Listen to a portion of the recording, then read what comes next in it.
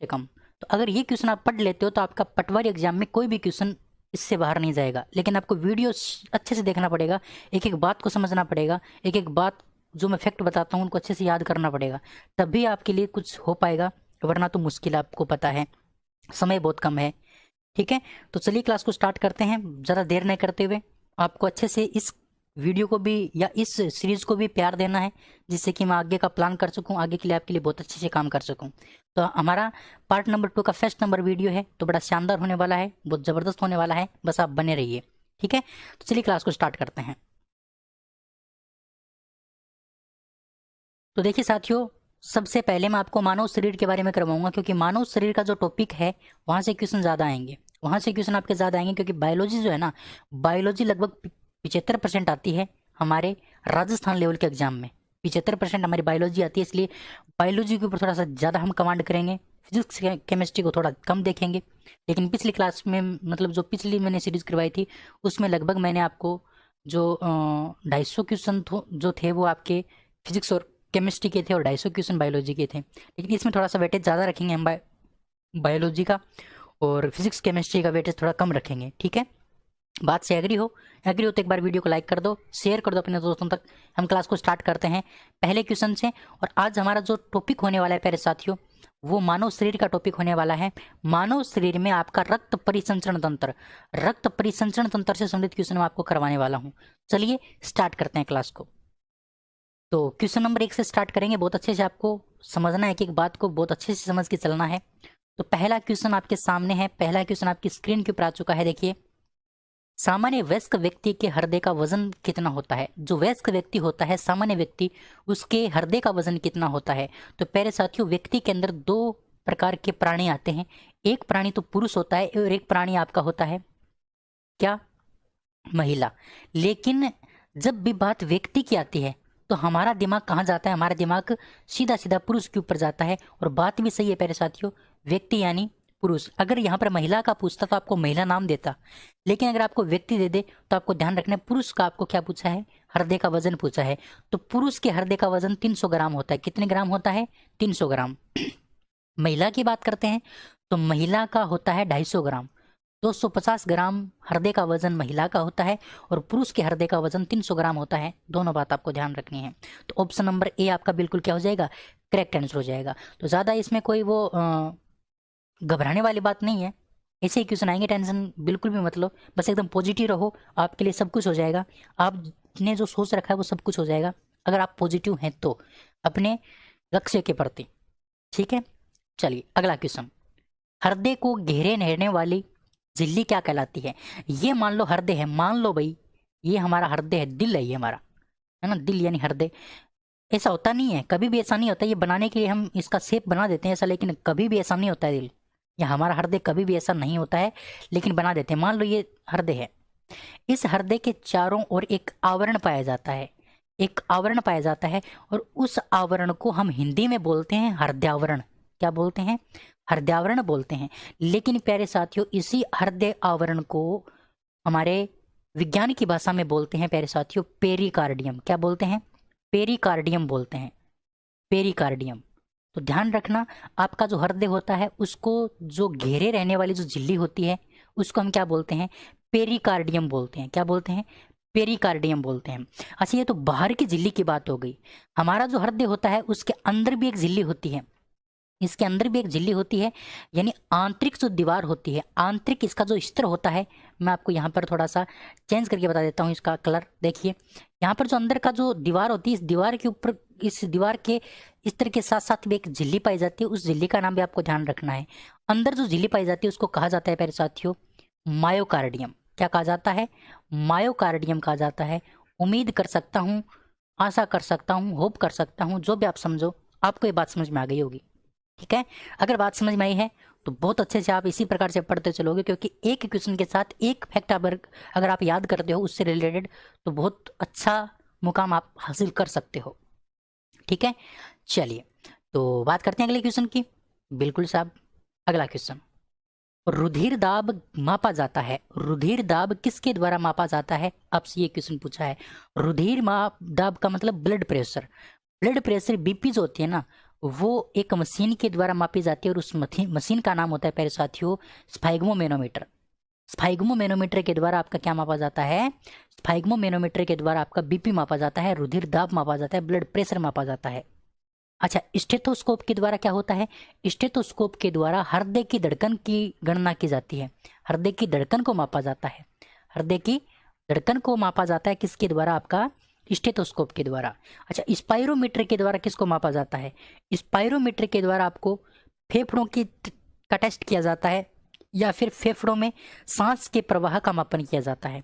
फेफड़ों के अंदर सांस के प्रवाह का, फेफड़ों में सांस के प्रवाह का मापन, सांस के प्रवाह का मापन, यानी कितनी सांस अंदर जा रही है, कितनी सांस बाहर आ रही है, इसकी गणना करने के लिए, इसके प्रवाह का मापन करने के लिए हम किसका उपयोग करते हैं? स्पाइरोमीटर का उपयोग करते हैं। तो ये बात भी आपको ध्यान रखनी है। अच्छा, हीमोग्लोबिनोमीटर, इसके द्वारा हीमोग्लोबिन की जांच की जाती है, ये बात आपको ध्यान रखनी है। उम्मीद कर सकता हूँ आपको बात समझ में आ गई होगी। अगला क्वेश्चन है कि एक सामान्य वयस्क व्यक्ति में रुधिर दाब कितना होता है? अच्छा, रुधिर दाब आपसे पूछा है, ब्लड प्रेशर आपसे पूछा है, तो ब्लड प्रेशर दो प्रकार का होता है। एक होता है प्यारे साथियों प्रकुंचन, और एक होता है अनुशिथिलन। एक होता है आपका अनुशिथिलन, अनुशिथिलन। प्रकुंचन का मतलब होता है सिकुड़ना, प्रकुंचन का मतलब होता है सिकुड़ना, और अनुशिथिलन का मतलब होता है फैलना, फैलना। तो प्यारे साथियों कोई चीज जब सिकुड़ेगी तभी तो क्या होगी? फैलेगी। जब कोई चीज सिकुड़ेगी उसके बाद तो फैलेगी। तो पहले वाला जो हमेशा होता है ना, वो कौन सा रुधिर दाब होता है आपका? ये स्टार्टिंग वाला आपका प्रकुंचन होता है, और प्रकुंचन का मान 120 होता है, और अनुशिथिलन का मान आपका 80 होता है। अब आपको कंफ्यूज करने के लिए ऑप्शन नंबर ए में 80 और 120 दे दिया, जो आपका गलत है। आपको पहले याद रखना है प्रकुंचन का, दूसरे नंबर पर आपको याद रखना है अनुशिथिलन का। इस प्रकार से याद कर लो कि पहले कोई वस्तु सिकुड़ेगी तभी तो वो फैलेगी। तो पहले सिकुड़ने वाला यानी प्रकुंचन वाला, प्रकुंचन यानी संकुंचन, संकुंचन यानी सिकुड़ना। तो 120 पहले, 80 बाद में। ऑप्शन नंबर आपका बी क्या हो गया? बिल्कुल करेक्ट। बहुत सारे मेरे दोस्तों को ये याद होता है, 80 120 रट रखा है उन्होंने, लेकिन एग्जामिनर आजकल तेज हो चुका है, आपके दिमाग का टेस्ट बहुत अच्छे से लेता है वो, है ना। आपका जो पेपर लिया जाता है वो आपको पास करने के लिए नहीं लिया जाता, आपको फेल करने के इरादे से लिया जाता है कि भाई आप फेल किस प्रकार से हो सकते हो। और आज से 10 साल पहले आपको पास करने के लिए आपका पेपर लिया जाता था, लेकिन आजकल आपको फेल करने के लिए पेपर लेते हैं, ये आपको भी पता है। तो ऑप्शन नंबर बी आपका बिल्कुल क्या होगा? राइट आंसर होगा। ठीक है, चलिए अगला क्वेश्चन। खुला परिवहन तंत्र किसके अंदर पाया जाता है? खुला परिवहन तंत्र, देखिए परिवहन तंत्र आपके दो प्रकार का होता है। एक होता है खुला परिवहन तंत्र। अच्छा, खुला परिवहन तंत्र क्या होता है? जिसमें किसी नलिका की आवश्यकता न हो, जिसमें नलिका की आवश्यकता न हो, नलिका बिल्कुल भी नहीं चाहिए, उसको हम क्या बोलते हैं? खुला परिवहन तंत्र।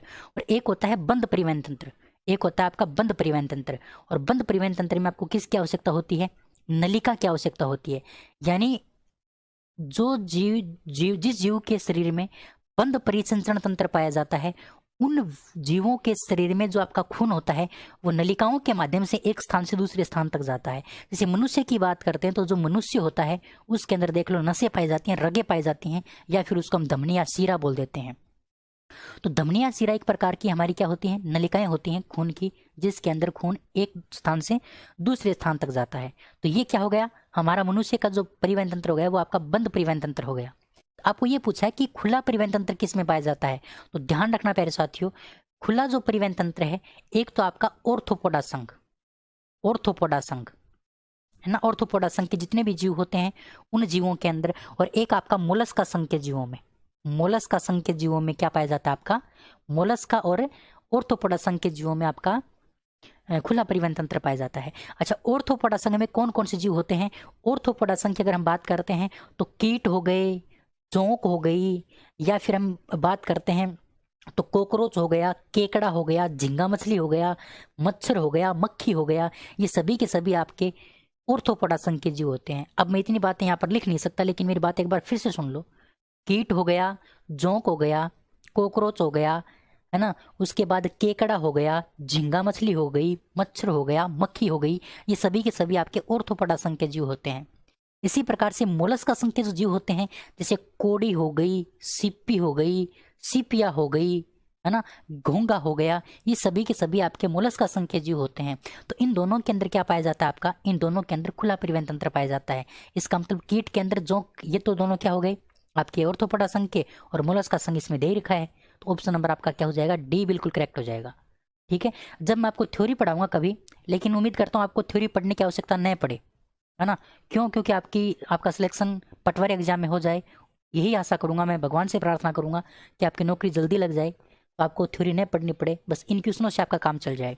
ठीक है, लेकिन फिर भी आप में से बहुत सारे ऐसे होंगे जो जिनको पढ़ना पड़ेगा दोबारा, तो उनको मैं थ्योरी पढ़ाऊंगा ना, तो जबरदस्त थ्योरी पढ़ाऊंगा, एक भी क्वेश्चन बाहर नहीं जाएगा साइंस से किसी भी एग्जाम में, मैं आपसे दावा करता हूँ। ऐसे एक बार विश्वास करके देखिए।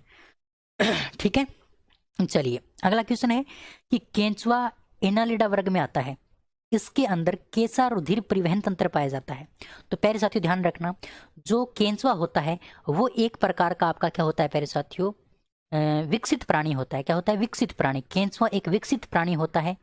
तो जो विकसित जीव होते हैं उनके शरीर में बंद परिवहन तंत्र पाया जाता है। जैसे विकसित प्राणियों की बात करते हैं, जैसे मछली हो गया, मेंढक हो गया, सर्प, पक्षी, केंचुआ, है ना, जितने भी स्तनधारी होते हैं जैसे भेड़, बकरी, ऊंट, मनुष्य, ये सभी के सभी के अंदर क्या पाया जाता है आपका, इन सभी के अंदर बंद परिवहन तंत्र पाया जाता है। क्या पाया जाता है, बंद परिवहन तंत्र पाया जाता है, यानी इनके अंदर जो खून होता है वो नलिका के माध्यम से एक स्थान से दूसरे स्थान तक जाता है। लेकिन आपको मनुष्य के बारे में एक बात ध्यान रखनी है, मनुष्य के बारे में आपको एक बात सॉरी मनुष्य के बारे में एक बात आपको ध्यान रखनी है कि जो मनुष्य होता है प्यारे साथियों, उसके अंदर बंद परिवहन तंत्र तो होता ही होता है, लेकिन इसके साथ साथ में दोहरा परिवहन तंत्र भी होता है। ये बात आपको ध्यान रखनी पड़ेगी प्यारे साथियों, मनुष्य में बंद परिवहन तंत्र के साथ साथ दोहरा परिवहन तंत्र पाया जाता है।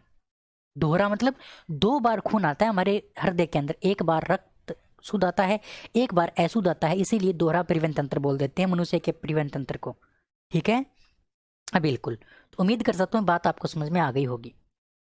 अगला क्वेश्चन, प्रथम हृदय ध्वनि क्या कहलाती है। प्रथम हृदय ध्वनि, अच्छा, हृदय से 2 ध्वनियां निकलती हैं, 3 ध्वनियां निकलती हैं। देखिए, एक तो आवाज निकलती है आपकी लब नाम की आवाज, एक तो बोलते हैं लब, एक को बोलते हैं डप, और एक को बोलते हैं प्यारे साथियों मरमर, जिसको फुसफुसाहट भी बोलते हैं, मरमर। ये 3 आवाजें होती हैं, 3 ध्वनियां होती हैं आपके हृदय से, मेरे हृदय से भी, आपके हृदय से भी 3 प्रकार की ध्वनियां निकलती हैं। अच्छा, लब क्या होता है, तो लब जो है ना वो किससे संबंधित है प्यारे साथियों, प्रकुंचन से संबंधित है। एक बात आप इस बात की गांठ बांध लो, ये किससे संबंधित है, प्रकुंचन से संबंधित। 1 नंबर बात, जो लब है वो प्रकुंचन से संबंधित है, डप है वो किससे संबंधित है, अनुशिथिलन से संबंधित है, अनुशिथिलन। प्रकुंचन को कहते हैं सिस्टोल, प्रकुंचन को हम सिस्टोल बोलते हैं, है ना, प्रकुंचन को सिस्टोल बोलते हैं, और अनुशिथिलन को हम क्या बोलते हैं, डाइस्टोल बोलते हैं। क्या बोलते हैं, डाइस्टोल। अब ये नाम भी आपको याद रखने पड़ेंगे, कभी कभी इंग्लिश में दे देता है।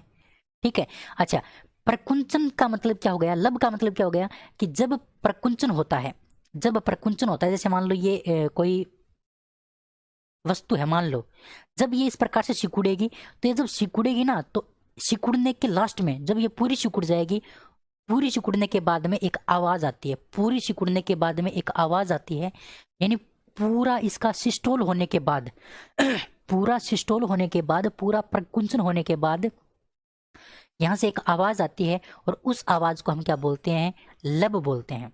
यानी पूरा प्रकुंचन होने के अंत में, यानी पूरा सिस्टोल होने के अंत में एक आवाज आती है, एक ध्वनि आती है, एक साउंड आता है, उसको हम क्या बोलते हैं, लब बोलते हैं, उसको हम क्या बोलते हैं, लब बोलते हैं।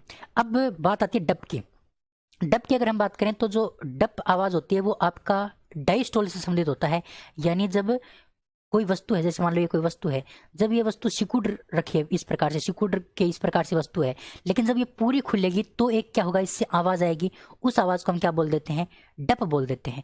तो जो डप है वो आपका डाइस्टोल से संबंधित होता है, और आपका जो लब है वो आपका सिस्टोल से संबंधित होता है। तो इसमें देखो, डप वाला तो आपका हो ही नहीं सकता, दोनों ही, क्यों, क्योंकि यहाँ पर प्रकुंचन दे रखा है, तो डप तो आपका अनुशिथिलन से संबंधित है, इसलिए आपका प्रकुंचन वाला, ये तो दोनों गलत हो गए। अब इनमें से आपको देखना कौन सा सही है। अब देखो, यहाँ पर दे रखा है सिस्टोल के प्रारंभ में और सिस्टोल के अंत में। मैंने क्या बताया कि जब कोई वस्तु सिकुड़ जाती है, पूरी सिकुड़ जाती है, उसके अंत में आवाज आती है, तो अंत वाला बिल्कुल आपका क्या हो जाएगा, सही हो जाएगा। ऑप्शन नंबर ए आपका क्या हो जाएगा, बिल्कुल करेक्ट हो जाएगा। ठीक है, तो उम्मीद कर सकता हूँ आपको ये बात समझ में आ गई होगी प्यारे साथियों, बड़ी इंपॉर्टेंट बात मैंने आपको बताई है। अच्छा, अब रह गई आपकी कौन सी, अब आपकी रह गई मरमर। मरमर की ध्वनि आपकी रह गई। अच्छा, मरमर की ध्वनि क्या होती है, जब हमारे कपाट, कपाट का मतलब क्या है, आपका जो नीले और जो अलिंद होता है उसके मध्य एक कपाट पाया जाता है, दायां कपाट बायां कपाट, तो वो कभी कभी दोषपूर्ण हो जाते हैं, उनमें कुछ ना कुछ दिक्कत आ जाती है। किसके अंदर, कपाट के अंदर, कपाट में दिक्कत आ जाती है, वो कपाट क्या हो जाते हैं, दोषपूर्ण हो जाते हैं, जिसके कारण उसमें से क्या आती है, एक ध्वनि आती है, उसको बोलते हैं, उसमें से एक ध्वनि आती है, उसको बोलते हैं मरमर की ध्वनि। ठीक है, तो ये क्वेश्चन आगे भी आपके आएगा, टेंशन मत लो, बता दूंगा। तो बातें आपको मैं सारी बताऊंगा, बिल्कुल आपको अच्छे से पढ़ना है। ठीक है, चलिए अगला क्वेश्चन है कि हर्ट यानी हृदय के किस कक्ष में सबसे मोटी पेशीय भित्ति पाई जाती है। सबसे मोटी पेशीय भित्ति किस कक्ष में पाई जाती है। तो प्यारे साथियों, कक्ष कक्ष आपके 4 होते हैं। मनुष्य के हृदय में कक्ष 4 होते हैं। एक तो इस प्रकार से ऊपर होता है, मैं बना के चित्र नहीं बताऊंगा, मैं थोड़ा सा आपको समझा देता हूँ। इस प्रकार से 2 तो आपके ऊपर होते हैं और 2 आपके इस प्रकार से नीचे होते हैं। ये जो ऊपर वाले होते हैं, ऊपर वाले तो होते हैं आपके, ये होते हैं आलिंद, ये आपके आलिंद होते हैं, एक दायां आलिंद, एक हो गया आपका बायां आलिंद। और नीचे वाले क्या होते हैं, नीले होते हैं, नीले होते हैं। कभी भी प्यारे साथियों अगर आप देखोगे ना, चित्र देखोगे किसका, हृदय का, हृदय का चित्र देख लेना, हृदय का अगर आप चित्र देखोगे ना, तो ऊपर की जो दीवारें होती हैं, ऊपर की दीवारें, यानी कहने का मतलब ऊपर वाले जो आपके आलिंद होते हैं उनकी दीवारें क्या होती हैं, आलिंद की दीवारें पतली होती हैं और नीले की दीवारें मोटी होती हैं। इस प्रकार से, जैसे मैं एक आपको उदाहरण के रूप में इस प्रकार से बताता हूँ, यानी ये आपका हृदय हो गया। ठीक है, इसके चारों ओर इस प्रकार से एक दीवार पाई जाती है, तो यहाँ पर तो ये दीवार पतली होती है, लेकिन जैसे जैसे हम इस प्रकार जाते हैं तो ये इस प्रकार से जाके इस प्रकार का हो जाता है हमारा हृदय, इस प्रकार का, इस प्रकार से, इस प्रकार से इसकी बनावट होती है। आप हृदय को देखना, इसी प्रकार की बनावट होती है।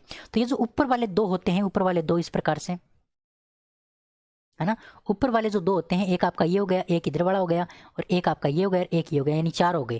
तो ऊपर वाले जो होते हैं ये तो आलिंद होते हैं, तो आलिंद की दीवारें तो ये पतली हैं दोनों साइड, लेकिन नीले की दीवारें देखो ये थोड़ी मोटी हो गई, ये तो बहुत ही ज़्यादा मोटी है। तो ये सबसे ज़्यादा भित्ति मोटी किसके अंदर पाई जाती है, तो इसके अंदर पाई जाती है, और इसे कहा जाता है प्यारे साथियों बायां आलिंद। क्या कहा जाता है, सॉरी बायां नीले कहा जाता है, क्या कहा जाता है, बायां नीले कहा जाता है। तो बाएं नीले की जो दीवार होती है वो सबसे मोटी होती है। ऑप्शन नंबर आपका डी क्या हो जाएगा, करेक्ट आंसर। अगर ये चित्र अगर आपके ध्यान में है तो आप आराम से कर सकते हैं। अब बहुत सारे मैथमेटिशियन ये भी बोल सकते हैं कि सर आपने इसको बायां क्यों बता दिया। तो प्यारे साथियों, गणित के अंदर, मैथ के अंदर तो दायां इस साइड होता है, यानी ये आपका बराबर है, तो मैथ में तो दायां ये होगा और विज्ञान में आपका दायां ये होगा। उल्टा होता है, जिस साइड मैथ में दायां होता है उस साइड विज्ञान में बायां होता है। ध्यान रखना ये बात, हमेशा इस बात को ध्यान ही रखना पड़ेगा आपको। ठीक है ना, बड़ी इंपॉर्टेंट बात मैंने आपको बता दी है। चलिए अगला क्वेश्चन, 9 नंबर क्वेश्चन है कि कोलेस्ट्रॉल के जमने के कारण, कोलेस्ट्रॉल के जमने के कारण धमनियों की कठोरता को क्या कहते हैं। यानी हमारी जो धमनियां होती हैं, ये मान लो इस प्रकार से धमनी है, इस धमनी के अंदर कोलेस्ट्रॉल की मात्रा बढ़ गई, जिसके कारण ये धमनी क्या हो गई, कठोर हो गई। तो इस कठोरता को क्या कहा जाता है, तो ध्यान रखोगे आप अच्छे से, इस कठोरता को कहा जाता है एथीरोस्क्लेरोसिस। क्या कहा जाता है, एथीरोस्क्लेरोसिस कहा जाता है। ऑप्शन नंबर आपका सी बिल्कुल क्या हो जाएगा, करेक्ट आंसर हो जाएगा। अच्छा, स्टेनोसिस की अगर बात करते हैं तो स्टेनोसिस का हिंदी में अर्थ होता है संकीर्णता। संकीर्णता यानी कोई भी हमारा अंग होता है शरीर का, उसमें अगर संकीर्णता आ जाती है, उसमें क्या आ जाती है, संकीर्णता का मतलब वो सिकुड़ जाता है, तो उस अवस्था को हम क्या बोलते हैं, स्टेनोसिस बोलते हैं। क्या बोलते हैं, स्टेनोसिस बोलते हैं। अब दूसरी बात है थ्रोम्बोसिस की करते हैं। थ्रोम्बोसिस का मतलब ये है, सॉरी भाई सॉरी, थ्रोम्बोसिस का मतलब ये है कि हमारा जो भी हमारी कोई भी नस है, कोई भी नस है, उस नस के अंदर क्या हो जाता है, खून जम जाता है। खून जम जाता है तो उस अवस्था को हम क्या बोलते हैं, नसों में खून जमने को हम बोलते हैं थ्रोम्बोसिस। नसों के अंदर, धमनियों के अंदर हमारे कोलेस्ट्रॉल के जमने को हम बोलते हैं एथेरोस्क्लेरोसिस। ठीक है, और स्टेनोसिस मैंने आपको बता दिया संकीर्णता, यानी कोई भी अंग में संकीर्णता आ जाती है, वो सिकुड़ जाता है, तो उस अवस्था को बोलते थे संकीर्णता या फिर स्टेनोसिस। चलिए अगला क्वेश्चन 10 नंबर। 10 नंबर है कि वयस्क व्यक्ति के हृदय की धड़कन दर क्या होती है। हमारा हृदय 1 मिनट में कितनी बार धड़कता है, तो प्रति मिनट 70 से 80 बार। आपने सुना होगा 72 बार, लेकिन 70 से 80 बार, किसी का 72 बार, किसी का 75 बार, किसी का 78 बार, है ना, किसी का 80 बार भी धड़कता है। तो अपनी जो प्रति मिनट 70 से 80, यानी कहने का मतलब औसत अगर निकालें तो 75 आता है। कितना आता है? 75। 70 और 80 के बीच का औसत निकालें तो कितना आता है? 75 आता है। ये बात आपको आगे मैं बताऊंगा, ध्यान रखना। ऑप्शन नंबर आपका बी बिल्कुल क्या हो जाएगा? करेक्ट हो जाएगा। अगला क्वेश्चन है कि हार्ट में यानी हृदय में मरमर यानी फुसफुसाहट से क्या पता चलता है? यानी अभी मैंने आपको बताया था मरमर की ध्वनि आती है हमारे हृदय से, तो उसका मतलब क्या है? उसका मतलब ये है कि हमारे कपाट क्या हो गए? हमारे हृदय के कपाट दोषपूर्ण हो गए। हृदय के कपाट क्या हो गए? दोषपूर्ण हो गए। ये बात मैंने आपको पीछे बताई भी थी, अगर आपको याद है तो ऑप्शन नंबर ए आपका क्या हो जाएगा? बिल्कुल करेक्ट हो जाएगा। तो कुछ क्वेश्चन ऐसे हैं जो मैं पीछे बता चुका हूँ, तो उनको थोड़ा जल्दी में बताना चाहूंगा, जैसे कि आपके ज़्यादा क्वेश्चन हो पाए, है ना। 12 नंबर क्वेश्चन है कि मनुष्य का हृदय कितना कोष्ठीय होता है, यानी मनुष्य के हृदय में कितने कोष्ठक होते हैं? तो अभी मैंने आपको बताया था हमारे 2 प्रकार के कोष्ठक होते हैं, एक तो होता है आलिंद, एक होता है नीले। आलिंद ऊपर होते हैं, नीले नीचे होते हैं। तो 2 आलिंद होते हैं और 2 ही क्या होते हैं? नीले होते हैं। दायां नीले बायां नीले, दायां आलिंद बायां आलिंद, यानी कितने हो गए हमारे? तो 4 हमारे चेंबर हो गए, 4 हमारे क्या हो गए? कोष्ठक हो गए हमारे हृदय के अंदर। तो ये बात आप ध्यान रख सकते हो अच्छे से, ठीक है। चलिए, अब ये तो बात मनुष्य की थी, लेकिन अब हम बात करते हैं कुछ इंपॉर्टेंट, इसीलिए मैं यहाँ से थोड़ा सा मिटा देता हूँ इनको, फिर मैं आपको बड़ी इंपॉर्टेंट बात बताता हूँ। इंपॉर्टेंट बात बताता हूँ आपके एग्जाम की दृष्टि से बेहद जरूरी। देखिए, ये आपको ध्यान रखना है, ये तो मनुष्य की बात मैंने बता दी, 4 होते हैं, ये तो आपको याद भी होगा, लेकिन आपको ध्यान रखना है मत्स्य वर्ग। मत्स्य वर्ग जो होता है ना, मत्स्य वर्ग, उनके हृदय में कितने कोष्ठक होते हैं? 3 कोष्ठक। लेकिन मत्स्य वर्ग में आपका आता है प्यारे साथियों, में एक तो आती है आपकी डॉल्फिन, डॉल्फिन मछली, और एक आपकी आती है ब्लू व्हेल, ब्लू व्हेल। ये दोनों मत्स्य वर्ग में आते हैं, लेकिन इनके हृदय में 4 कोष्ठक होते हैं। ये बात आपको याद रखनी पड़ेगी, ये बात आपको याद रखनी पड़ेगी कि आपका जो ये डॉल्फिन और जो ब्लू व्हेल हैं, इनके अंदर 4 कोष्ठक होते हैं, और इनके अंदर मत्स्य वर्ग में 2 होते हैं। मत्स्य वर्ग में 2 होते हैं, ध्यान रखना।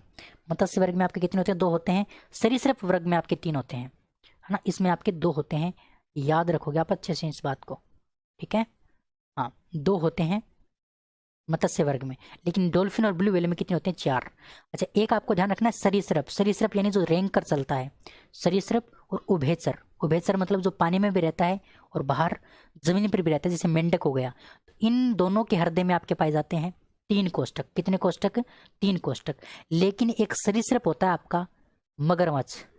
मगरमच्छ या जिसको क्रोकोडाइल बोलते हैं, जिसको घड़ियाल बोलते हैं, मगरमच्छ जो होता है वो एक सरीसृप है। सरीसृप भी है, उभयचर भी है। तो ये जो मगरमच्छ है प्यारे साथियों, इसके हृदय में आपके 4 कोष्ठक होते हैं। कितने कोष्ठक होते हैं? 4 कोष्ठक होते हैं।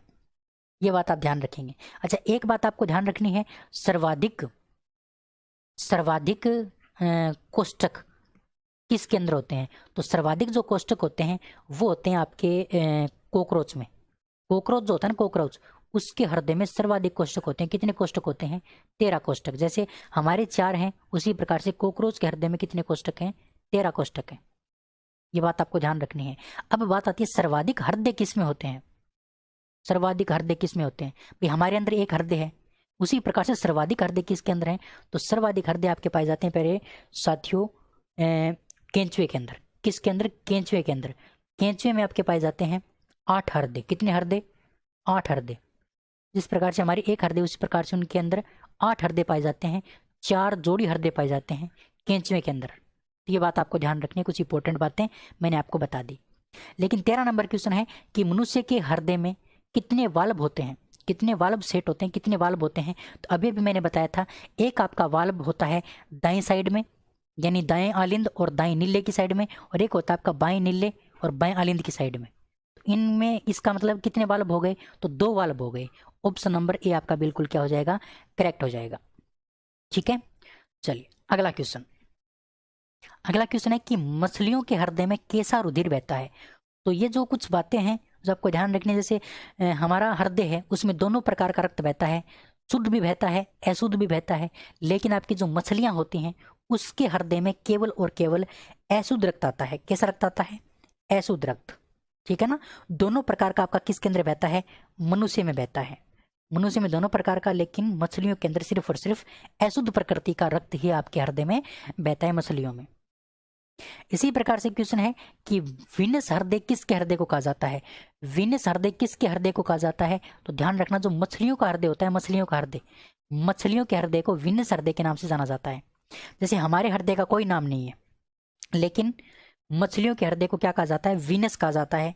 ये बात आप अच्छे से याद रखनी है, ठीक है ना। हाँ, अगला है कि मगरमच्छ का हृदय कितना कोष्ठीय होता है। तो अगर आपको याद है तो मैंने अभी अभी बताया था, मगरमच्छ एक सरीसृप प्राणी है, लेकिन इसके हृदय में कितने कोष्ठक होते हैं, 4 कोष्ठक होते हैं। तो ऑप्शन नंबर आपका क्या हो जाएगा, डी करेक्ट हो जाएगा। ऑप्शन नंबर डी आपका क्या हो जाएगा, करेक्ट आंसर। इसी प्रकार से 17 नंबर है कि पिसीज वर्ग मतलब मछलियों के प्राणियों का हृदय कितना कोष्ठीय होता है। तो अभी अभी मैंने आपको बताया था कि जो मछलियां होती हैं, मछलियां, उनके हृदय में आपके जो कोष्ठक होते हैं वो कितने होते हैं, 2 कोष्ठक होते हैं। मत्स्य वर्ग अभी बताया था ना, मत्स्य वर्ग, उसके अंदर 2 कोष्ठक होते हैं, लेकिन मत्स्य वर्ग में 2 आती हैं। एक तो आती है आपकी डोल्फिन और एक आपकी ब्लू व्हेल। इनके हृदय में कितने कोष्ठक होते हैं, इनके हृदय में 4 कोष्ठक होते हैं। मछली हैं 2 होने चाहिए थे, लेकिन कितने होते हैं, 4 होते हैं। ये अपवाद है, याद रखना पड़ेगा आपको। चलिए अगले क्वेश्चन की बात करते हैं। 18 नंबर, डॉल्फिन व ब्लू व्हेल का हृदय कितना कोष्ठीय होता है, तो वही 4 कोष्ठीय होता है, 2-3 बार बता चुका हूं। अगला है सर्वाधिक कोष्ठीय हृदय किसका होता है। अभी अभी मैंने बताया था सर्वाधिक कोष्ठीय हृदय यानी सर्वाधिक कोष्ठक किसके हृदय में होते हैं, तो कॉकरोच के हृदय में होते हैं। कितने होते हैं, 13 होते हैं। मेंढक के हृदय में कितने कोष्ठक होते हैं, तो 3 कोष्ठक होते हैं, क्योंकि उभयचर की श्रेणी में आता है। मगरमच्छ के हृदय में कितने कोष्ठक होते हैं, तो 4 कोष्ठक होते हैं। सर्प यानी जो सरीसृप होते हैं, उनके हृदय में कितने कोष्ठक होते हैं, 3 कोष्ठक होते हैं, है ना। तो मैं जो फैक्ट आपको बताता हूँ, अगर वो याद कर लेते तो बहुत सारे क्वेश्चन आपके क्लियर हो जाते हैं, ठीक है। ऑप्शन नंबर आपका डी क्या होगा, बिल्कुल करेक्ट।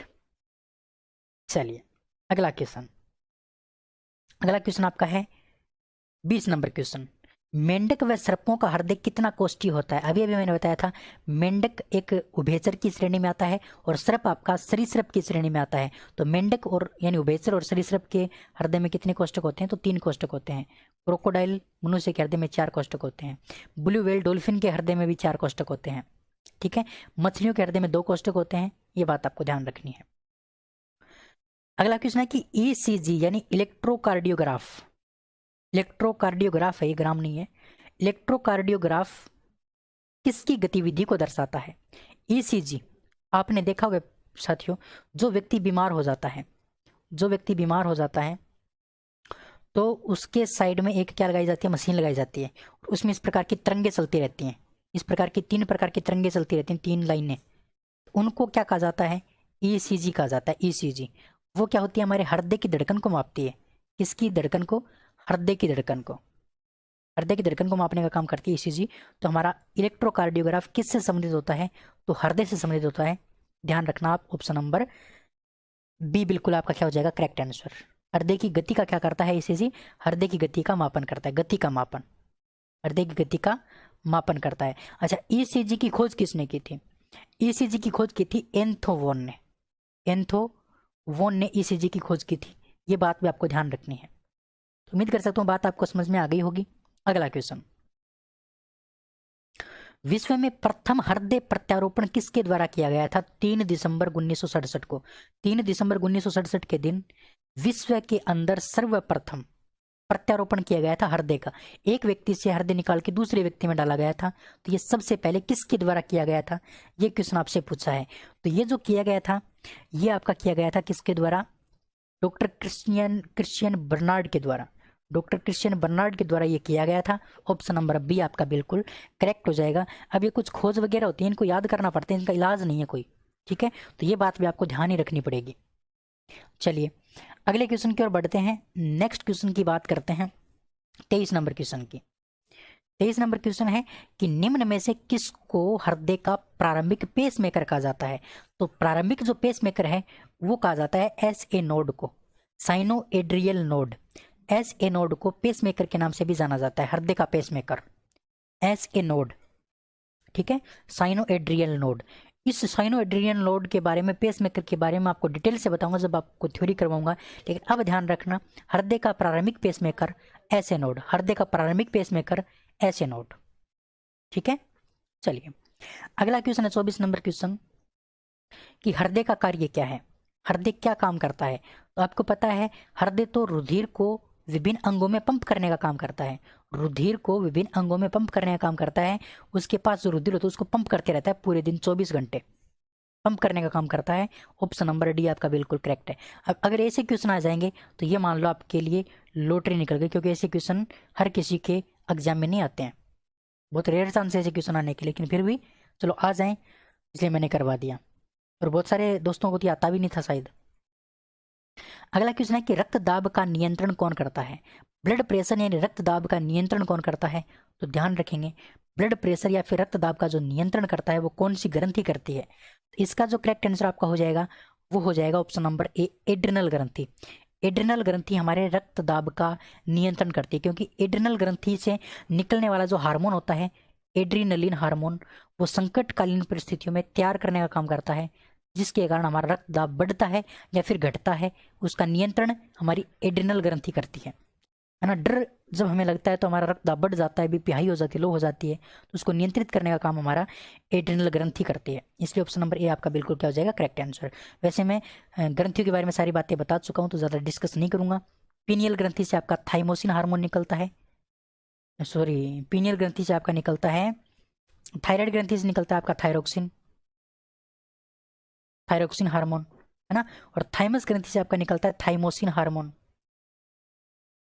Thymosin hormone. और पीनियल ग्रंथि से आपका निकलता है, पीयूष ग्रंथि से आपका वो पिट्यूटराइन हार्मोन हो ही गया। इन पीनियल ग्रंथि से भी निकलता है एक नाम मिलेटोनिन, हाँ melatonin hormone, melatonin hormone, melatonin hormone आपका पीनियल ग्रंथि से निकलता है। ये गले में होती है, ये वक्स यानी हमारे चेस्ट में होती है, ये हमारी वृक्क के ऊपर होती है, और ये हमारे मस्तिष्क में होती है। ये सारी बातें मैं आपको पीछे बता चुका हूँ। अगला क्वेश्चन है मिलान करना है, लेकिन मैं आपको बता रखा है मैंने कि मिलान करने वाला क्वेश्चन मैं आपको पहले से ही सेट करके दे देता हूँ लगभग। तो देखिए रक्तचाप का सामान्य से अधिक होना, यानी सामान्य से अधिक होना, जब अधिक होने की स्थिति होती है तो उसको हम बोलते हैं हाइपरटेंशन। अधिक को हम हाइपर बोलते हैं, कम को हम क्या बोलते हैं हाइपो। इस प्रकार से याद रख सकते हो, देखो इस प्रकार से याद रख सकते हो।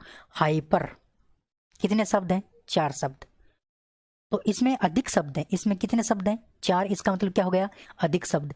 एक आपका हाइपो, हाइपो में कितने शब्द हैं 3, इसका मतलब इसमें क्या है कम शब्द हैं, कम अंक है, मतलब हाइपो इसमें 3 अंक हैं, इसमें 4 अंक हैं, इसमें 4 अंक इसका मतलब अधिक अंक है, इसमें 3 अंक इसका मतलब कम अंक है। तो हाइपो का मतलब कम और हाइपर का मतलब क्या हो गया अधिक। तो यहाँ पर आपको अधिक का पूछा था इसलिए क्या आएगा हाइपर आएगा। और रक्तचाप का अधिक होना क्या कहलाता है, टेंशन कहलाता है, हाइपर टेंशन। ठीक है, इसी प्रकार से रक्तचाप का सामान्य से कम होना, कम के लिए हम हाइपो लगाएंगे और रक्तचाप के लिए क्या लगाएंगे टेंशन लगाएंगे। तो हाइपोटेंशन आपका रक्तचाप का कम होना। ठीक है, अगला क्वेश्चन है कि हृदय धड़कन का बढ़ना, हृदय धड़कन बढ़ गई उस स्थिति को बोलते हैं ट्रेकीकार्डिया। तो ये बात तो आपको ध्यान रखनी पड़ेगी, और ये दोनों की दोनों बड़ी इंपॉर्टेंट है आपके एग्जाम के पॉइंट ऑफ व्यू से। हृदय धड़कन का बढ़ना ट्रेकीकार्डिया, हृदय धड़कन का घटना ब्रेडिकार्डियो। ठीक है, हृदय धड़कन का घटना ब्रेडिकार्डियो, हृदय धड़कन का बढ़ना ट्रेकीकार्डियो। चलिए अगला क्वेश्चन है कि मनुष्य का हृदय 1 मिनट में लगभग कितना लीटर रक्त पंप करता है। 1 मिनट में लगभग कितना लीटर रक्त पंप करता है। अब देखिए मैं आपको एक इंपॉर्टेंट बात बताता हूं, समझना कैसे। यहां पर बताता हूं, देखिए जब हृदय एक धड़कन पूरी करता है, जब हृदय एक धड़कन पूरी करता है यानी एक बार धड़कता है, तो उसके साथ 70 मिलीलीटर, 70 मिलीलीटर क्या करता है रक्त पंप करता है। एक धड़कन में कितना मिलीलीटर रक्त छोड़ता है, मतलब पंप करता है 70 मिलीलीटर। अब यहाँ पर हमें पूछा है 1 मिनट की बात। अब 1 मिनट में कितने सेकंड होते हैं 60 सेकंड, 1 मिनट में 60 सेकंड। लेकिन आपको पता होना चाहिए साथियों कि 1 मिनट में हमारा हृदय धड़कता कितनी बार है, तो 70 से 80 बार। हमें तो 70-80 नहीं लेना है, हमें तो औसत लेना है। औसत कितना लेना है 75। अब एक धड़कन में आपका 70 मिली, और 1 मिनट में धड़कता कितनी बार है 75 बार। तो 75 धड़कन हो गई ना आपकी 1 मिनट में, 1 मिनट में आपकी 75 धड़कन हो गई, तो 75 धड़कनों में कितना रक्त छोड़ देगा? तो 75 को हम क्या कर देंगे, 70 से गुणा कर देंगे। 75 को 70 से गुणा करेंगे तो लगभग 5200 के लगभग आएगा, 5200 के लगभग कुछ आएगा। तो हम इसको क्या मान लेते हैं, इसको हम मान लेते हैं 5 लीटर। हम इसको क्या मान लेते हैं, 5 लीटर। तो 1 मिनट में हमारा रक्त कितना रुधिर पंप कर देता है, 5 लीटर रक्त पंप कर देता है। अब 24 घंटे में देख लो कितना करता है, 24 घंटे में कितना लीटर रक्त हमारे शरीर का हृदय पंप करता है। अब आप कहोगे सर इतना इतना कहाँ से आता है ये रक्त? तो भाई इधर से तो वो क्या करता है, पंप करता है, और उधर से ग्रहण करता रहता है। इधर पंप उधर ग्रहण, इधर पंप उधर ग्रहण, इस प्रकार से चलता रहता है वही खून, है ना। जितना भी हमारे शरीर में 2 लीटर 5 लीटर 10 लीटर जो भी खून होता है वही पंप होता रहता है साइकिल के अनुसार, यानी चक्कर के अनुसार, ठीक है। तो पूरे 24 घंटे में देख लो कितना पंप करता है। 1 मिनट में 5 लीटर, तो आपका 60 मिनट में कितना हो गया, फिर उसका 24 घंटे के बराबर निकालो तो आपको बहुत ज़्यादा मान आएगा, ठीक है। और ये जो आपका 70 मिलीलीटर होता है, इस संख्या को बोलते हैं स्ट्रोक आयतन। क्या बोलते हैं, स्ट्रोक आयतन बोलते हैं। तो ये बात पे आपको ध्यान रखनी है। चलिए अगला क्वेश्चन, मानव शरीर की सबसे व्यस्ततम पेशी, यानी ऐसी कौन सी पेशी है जो सबसे व्यस्त रहती है? तो भाई हम सब पेशियों को थोड़ा आराम करने देते हैं, कोई दिक्कत नहीं है। हमारी कभी न कभी जीभ भी आराम लेती है, लेकिन हमारा हृदय कभी भी आराम नहीं लेता। जिस दिन इसने आराम ले लिया तब तो व्यक्ति इस दुनिया से चला जाता है। तो हृदय 24/7 यानी 24 घंटे 7 दिन लगातार अपना काम करता रहता है। तो हृदय पेशी एक ऐसी पेशी है जो मनुष्य के शरीर की सबसे व्यस्ततम पेशी होती है, सबसे बिजी पेशी होती है। ऑप्शन नंबर ए हृदय पेशी, ठीक है। चलिए अगला क्वेश्चन है कि सिस्टोलिक यानी प्रकुंचन और डायस्टोलिक यानी अनुशीतलन प्रेशर का मान कितना होता है? तो मैंने आपको बता रखा है प्रकुंचन का मान 120, अनुशीतलन का मान 80। ऑप्शन नंबर ए आपका बिल्कुल क्या होगा, करेक्ट होगा, ठीक है। अगला क्वेश्चन, एक धड़कन में लगने वाला समय, एक धड़कन में लगने वाला समय भी आपको पता है 1 मिनट में, 1 मिनट में कितने सेकंड होते हैं, 60 सेकंड। और 1 मिनट में धड़कता कितनी बार है, 75 बार, 75 बार धड़कता है। तो हम क्या करते हैं, 75 बार तो हम औसत लिया, वैसे तो 70 से 80 बार धड़कता है, 75 बार हमने औसत ले लिया भाई। 60 में से 75 बार, 60 में से 75 यानी 60/75, तो इसका मान हम निकालेंगे तो 0.8 सेकेंड आएगा। तो एक चक्कर में कितना समय लगता है, एक चक्कर में या फिर एक धड़कन में जो समय लगता है वो 0.8 सेकेंड का समय लगता है, 0.8 सेकेंड का समय। यानी 1 सेकेंड से पहले ही हमारा हृदय क्या हो जाता है, फिर से धड़कने लगता है, फिर से दूसरी धड़कन शुरू कर देता है। तो ऑप्शन नंबर आपका सी क्या होगा, बिल्कुल करेक्ट होगा, ठीक है। तो ये बात आपको समझ में आनी चाहिए, क्योंकि 60 सेकंड हमारे पास, 60 सेकंड में 75 बार धड़क रहा है, इसका मतलब 1 से तो कम होगा। अब कितना होगा, 60 में 75 का भाग देंगे तो क्या आएगा, 0.8 सेकंड आएगा। ऑप्शन नंबर सी आपका बिल्कुल करेक्ट हो जाएगा। तो आज मैंने आपको 30 क्वेश्चन करवाए हैं, लेकिन 30 क्वेश्चन के साथ में मैंने आपको फैक्ट बहुत अच्छे बताए हैं। उम्मीद कर सकता हूँ बात आपको समझ में आई होगी। आज मैं आपको 30 क्वेश्चन करवाऊंगा, कल मैं आपको 35 क्वेश्चन करवाने की कोशिश करूंगा। तो लगभग 35 से 40 क्वेश्चन के बीच सब डेली आपको करवाऊंगा। और ये जो वीडियो है इस 500 क्वेश्चन की सीरीज, इसके 14 से 15 वीडियो आएंगे। तो आप टेंशन मत लीजिए, आपका जब एग्जाम होगा 10 तारीख को, तब तक मैं आपको कंप्लीट करवा दूंगा ये 500 क्वेश्चन। और इसका PDF भी आपको दे दूंगा। उसका PDF शायद आपको मिल गया होगा, नहीं मिला है तो मैं कल तक वो जो पीछे वाले 500 क्वेश्चन की जो सीरीज थी उसका PDF आपको दे दूंगा। बताना आपको PDF मिला या नहीं मिला, कमेंट करके, ठीक है। अगर आपको वीडियो पसंद आया तो आप वीडियो को लाइक जरूर करेंगे, शेयर जरूर करेंगे, और चैनल को सब्सक्राइब करके बेल आइकन को प्रेस करेंगे, ठीक है। तो इसी प्रकार के वीडियो आपको मिलते रहेंगे। अगर आपको प्रयास पसंद आया है तो आप सपोर्ट जरूर करेंगे, थोड़ा सहयोग करेंगे, जिससे कि मोटिवेशन मिले पढ़ाने के लिए, बहुत अच्छे से आपके लिए काम कर पाएँ। चलिए आज की इस वीडियो में इतना ही, फिर मिलेंगे, तब तक के लिए जय हिंद जय Bharat. Thank you, okay, thank you.